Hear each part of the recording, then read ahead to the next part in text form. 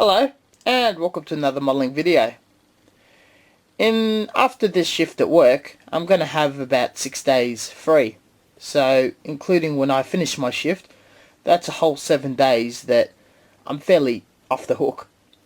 Now I've got 3 projects that I have to finish in about a month and a half for the mecha contest and the Bandai World Cup Championship.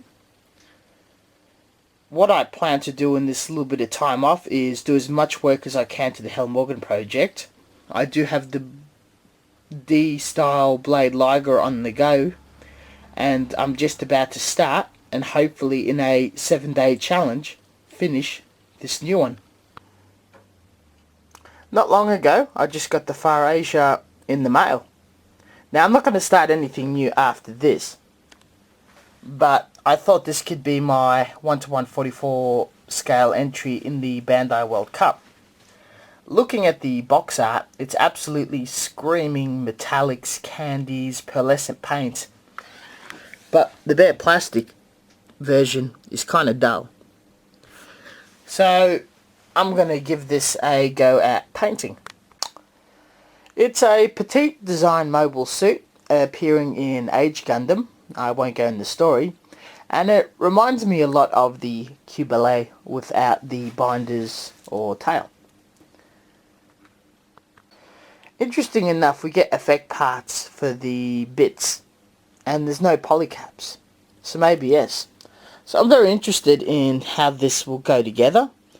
It's the 16th of May and this needs to be finished of the night of the 22nd of May before I return to day shift. Let's see how well I fare with a day-to-day diary via video camera. 17th of May, second day into the build, and it's snapped together, nubs removed, sanded down, pieces that needs to be glued, pieces are all done. Today I'm going to look into filling seam lines, and it's a bit more work than I anticipated, though this has been a fairly fun build and a lot better than the old high-grade 00 kits. These Age Gundam kits has gone a long way, works really well with no polycaps. I think I shouldn't have too much trouble painting it, but it's still no HGUC kit. We've got 5 of these funnels, and I was skeptical of those clear rods, but I think I'll only use a small amount and just decorate it around the clear base. The main stand is pretty cool. I'm going to magnetize the feet to the base, which is going to be a little tricky. I filled the holes where the clear bits were going to sit there. And the kit's going to require practically very little masking, mostly on the base part. And those little balls in there needs to be black like the artwork.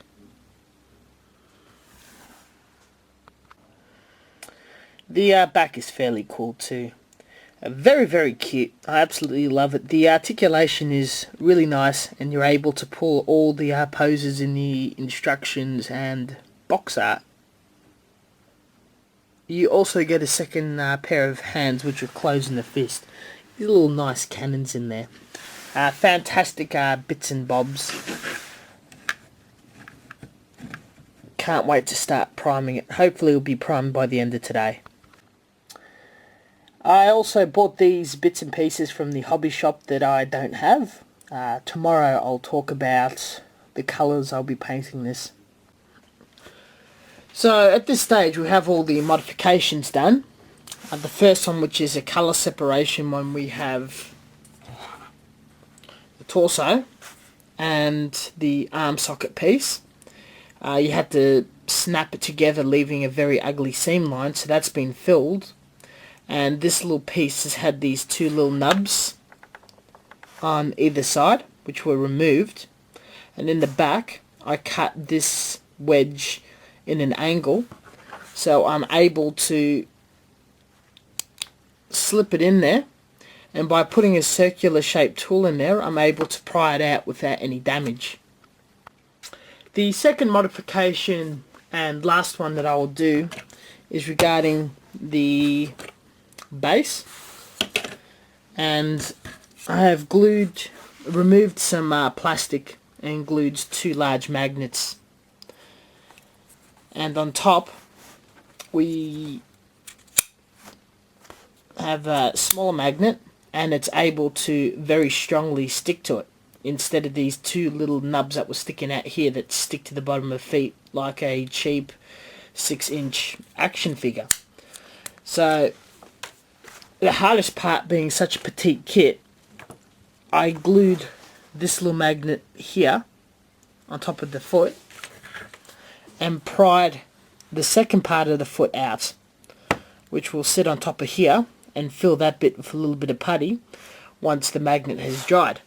Thus the kit will be able to stand on that base without any problems. A little tricky, but it's a nice gimmick. 18th of May, we're a bit behind, but only 3 days in, so we got about 4 days to paint, which isn't too hard. I still got many hours to prime and paint. So we've got these 5 boards labelled with the colours they're going to be painted. The large pieces, which is pink and 1 black. All the pink pieces, which is going to have a touch of candy and pearlescent. Black, which will be metallic with a few shades of smoke, so it won't be a true black, but you know, sterilizing or generalization. Very light purple, which is not a much, and miscellaneous. So the red bits are going to be candy red, the pink bits are going to be a darker purple, and a little face mask which is going to have some alclad silver. Looking at the paints, I have the new Plamo colour pre-mixed grey. I have bought the Plamo colour from Plamo UK, the new lacquer paints being made there for the Gundam colours. Look out for the review from that. Alclad black primer, which will have the Ginsan. Now this is going to be a mixture of the primer for the light colours, the black for metallics. There's the lineup of colours. Some of them I did have to buy new. The main colours for the pink, which will be just this straight Vallejo pink. For the purple, I'm going to be a bit of a smart ass. I don't have white nor I want to buy white, so I'm just going to mix some white primer with a little bit of purple to get that really light purple colour. And these two will have a very light dusting of Alclad red.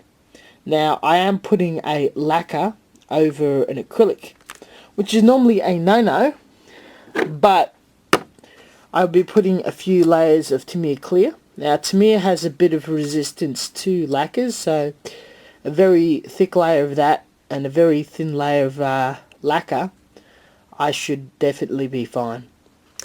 For the black parts, once it's primed with gloss black, I will buff on some Ginsan.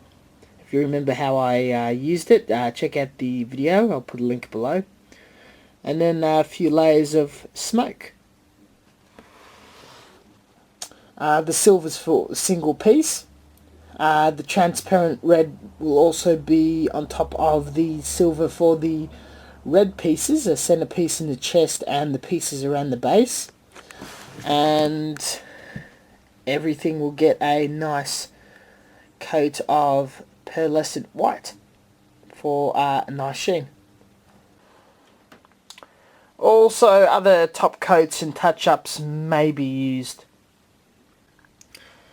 You can see with a number of these pieces rigged up on the skewers that there's a variety of masking. The absolute pain of these really small high grades is all the mini pieces for colour separation, which is amazing that it saves on masking, but plugging all those little holes that ball joints and pegs and whatnot goes in is a bit of a pain. So a little bit of latex, blue tack, tape has been used, and on top of that I have to clip them into areas that aren't going to be painted, so a bit of strategy was required. All the pieces are primed according to the undercoat required. Base coating will follow. 19th of May, 3 days to go until the deadline, and there's been a bit of a setback, but hey, who doesn't plan these sort of things? Now, I'm used to using the Vallejo Air colours, but these are just a straight Vallejo paint, so I thought they only needed a little extra thinner, which wasn't the case, and I had some difficulty and made some mistakes while airbrushing. How I overcame it, and I don't know if this is a good way of doing it, but I put a little water at the bottom of the airbrush, the mixture of paint and thinner, and that came out a lot easier, but very thin, so it has to be done in many layers. Nonetheless, the finish is quite nice and it's done, ready for the top coat. The black pieces had been ginsunned, so you can see they're quite shiny and beautiful. They look like a real metal. And if anyone was ever wondering, this is all the ginsun pieces, and the white pieces is the polished aluminium by Alclad 2. Now, I assure you that probably steel or iron and Alclad will look practically identical to this, but you can see that they're both very, very shiny and nice. A nice comparison. I'll probably do a proper comparison sometime in the future. And the purple rings. Tonight I'm probably going to do my first layer of top coating on everything. For the Alclad pieces, they're candy coat, and for the black pieces, they're smoke. So we'll see how we go. 20th of May, and progress is good. I've had 3 clear coats on the acrylic pieces, 2 lacquer clear coats on the lacquer pieces, excluding that black piece, which has been masked with liquid mask, so I can do a little painting of the pink and whatnot. Tonight, all the pink pieces will be candy coated with lacquer red, and after that I'm going to give all the pieces a coat of pearlescent white and a clear coat. The bits will need further masking and working, and then tomorrow we can start sub-assembling and inking. On the face mask, which is only staying silver, I've hand painted a tiny rim of green for the visor. Once finished, the backpack will have to have a black ring painted in, freehanding, which will be a little difficult, and some really fine silver rings. The flower bits will be hand painted, or the petals will be hand painted that white purple colour, and the innermost part of the petal purple. And later on it's going to have to be hand painted clear and airbrushed pearlescent as well. I'm really liking the finish of the candy black pieces. They're just so shiny. Just want to quickly show the difference after putting the candy coat on the pink. It's a lot of more of a darker colour and closer to the box art. All the pieces are slightly more of a hot pink. Unfortunately, the camera and the lighting isn't doing justice. That's a bit better. So it's not as offensive looking as before. 21st of May. Today and tomorrow's left. And I wanted to show off the pearlescent look that I airbrushed last night, and it is quite nice. I used the Mr. Hobby crystal colour, and instead of like past just putting a little amount, I really caked it on, and the result is awesome. After assembling and some bits and pieces, it should almost be done.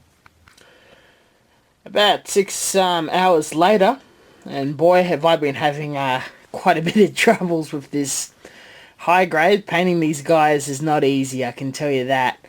It's really taking shape, and I'll definitely smash that deadline. This kit will 100% be finished mid tomorrow, so I can whip up together a video or take photos, whatever. So the bits are hand painted. They just need to be top coated and some pearlescent paint and whatnot. The masking and the painting of the base is almost done. It's all magnetized, ready for the figure to jump on. The other half of the base, the backpack, little top pointy thing, and the base. What I want to do is give it a top coat, more pearlescent paint, another top coat, let it dry. Tomorrow is inking, a few acrylic top coats, and we are done. It's been quite a journey. Setting myself a timeline on a day or a few days off. The 22nd of May, the deadline, as I'm returning to work tomorrow. And I'm just about to announce me being a party pooper, because I will not finish it by the end of today. The finish is absolutely in a manner that I really enjoy, and silly me forgetting the rules of paint drying and curing, the very advice that I give to other viewers. I'm going to lay a few clear coats, and then I'm not going to touch this kit for about a week to a week and a half, which all that is required is a good inking and another top coat, as the figure itself lacks definition. There's panel lines, but they're not popping out. I'm happy to take this on the chin, but he's going to be ready for Model Expo, which is early next month, and the Bandai World Cup. Unfortunately, didn't take any photos of him for the mecha contest, but hey, you don't need too many kits in that competition. I'll keep this video on the chopping room floor until the kit is absolutely finished and reviewed, and I'll chop it all up and release it in a single or two-part video. Thanks, guys. The 26th of May, and haven't touched the project, but I thought this was fairly interesting. Got the June Dengeki, had a flip through, and there was some cool shit, but something a bit disturbing in relation to my project. Now, Gundam has released this new line of metallic paints, and they've also used what was released last year, the pearlescents, or a couple of years ago, and they've made the same thing I did. Now, mind you, the two of them are different. This one doesn't have as strong pearlescent sheen, and it's more metallic. But now I'm going to have assholes telling me that I've just copied the Dengeki hobby, which is completely untrue. And I've got the steps of how to paint. Same line as what I've done. Now, mind you, looking at the box art, it does show a metallic pearlescent shine, so if anyone has anything to say, this is an out-of-the-box finish, and not so much me copying or they copying. Tell the truth, I'm not too butthurt about this.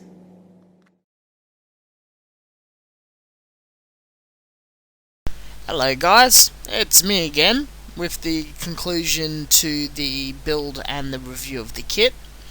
The high-grade Farsia is a fantastic model kit in the aspect of gimmicks, articulation, build and its snapping value.